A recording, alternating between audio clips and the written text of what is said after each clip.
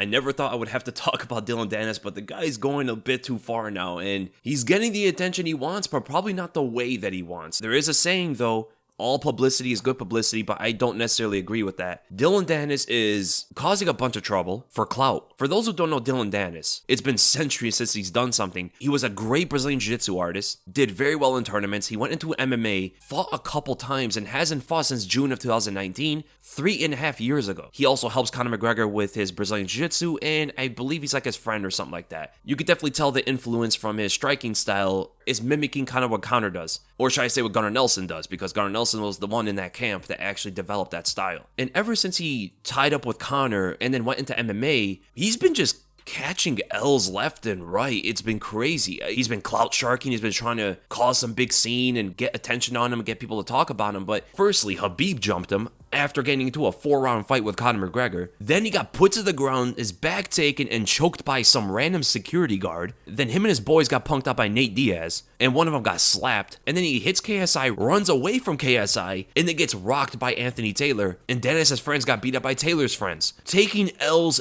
everywhere, man. And it's a shame because Dillon Danis is a real martial artist, but then just like railroaded his whole career for clout. I understand that aspect where you're trying to do stuff to get your name out there so you can have some big fight. But when you're hitting people now, when you're causing trouble, getting into street fights, and also not capitalizing on it, getting a boxing or MMA fight or whatever, I don't even know what Dillon Danis is really doing. He just came after KSI, he hit his hat off, but also hit his head. Not much of anything, but you don't put your hands on somebody, and he threw a drink into his face, actually hit our boy Wade Concept. He took it for KSI, and that's when everything kind of started. He didn't need to put his hands on KSI. Maybe he's trying to build up a fight with him, and maybe KSI gives it to him, but KSI's a smart businessman. He's probably not going to go that route and give the guy this kind of attention unless he just wants to put his hands on him eventually, because I do believe KSI would probably beat Dillon Danis in a boxing match, to be honest. Danis' hands are just not that good. He doesn't react well to punches, as you saw when Anthony Taylor hit him with that overhand right. And I'll get to that. So once Danis threw the drink in KSI's face, we got to give credit to KSI because he tried to go after him. A YouTuber turned boxer always brings doubts if he's actually like that in real life. If something were to happen to him, would he respond in a certain way? And he would. He tried to go after Dillon Danis, but he got held back by multiple security, and Danis bounced. He was out of there. So right off the bat, Dillon Danis is the bully in this situation. He's the one that started it all, and anything that comes to him at that point is something he should at least expect. So Anthony Taylor came into the picture in defense of KSI, as nobody thought that Anthony Taylor would do anything, so no security guard held him back. For those who don't know who Anthony Taylor is, he is an MMA fighter, former Bellator fighter, went into this whole boxing scene, and mind you, he's much smaller than Dillon Danis. He's 5'7", a lightweight, 67-inch reach, where Dillon Danis is a welterweight, 6 foot, with a 72-inch reach. And Anthony Taylor walked his whole entourage down by himself. Now, I, for one, am very against this whole street fighting thing. I'm very against someone doing something like this, but in defense of, I don't know if KSI is his friend or something, but regardless of that, in defense of somebody, it's a whole different situation, right? And Taylor's out there, he has 2 friends, I think, with him, but he's walking down Danis' whole crew by himself, which is a crazy thing to see. Everybody there is bigger than Anthony Taylor, and this guy's getting everybody backstepping until he caught Danis with a clean overhand right on the cheek and got Danis stumbling backwards. Danis definitely did not have a good reaction from that punch. I mean, you see a guy walking you down for like a minute straight. Expect him to do something, man, because you can't be in this whole situation and think nothing's gonna happen. This is all just fun and jokes.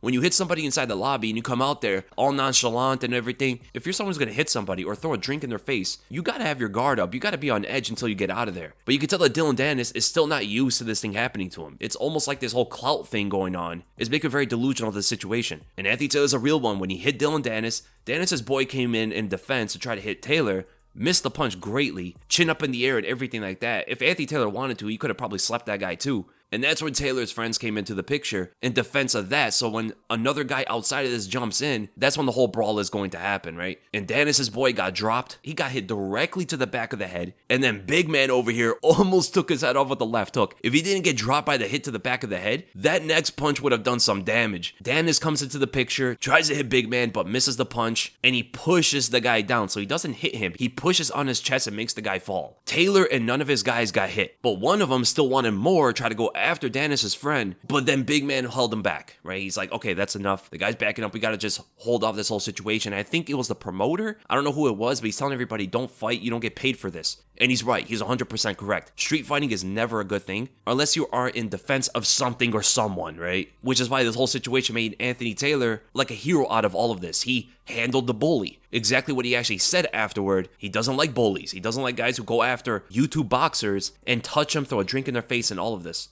Shout out to Anthony Taylor and his friends. Dillon Danis had a weird reaction of going after KSI and then not wanting to fight anybody. When you brought this upon yourself, expect to get in a fight afterward. You can't just walk away when someone's marching you down. And it's another L in the record books for Dillon Danis. He's doing so much fighting outside of the ring, outside of the cage, when he's not getting paid to do it at all. Maybe this was like his last resort. Maybe this was like his desperate attempt to get some big fight for himself. But it's really a sad image to see someone like Dillon Danis, who's an actual martial artist, great at Brazilian Jiu-Jitsu, tried his hand at MMA, but then just like railroaded his whole career for clout.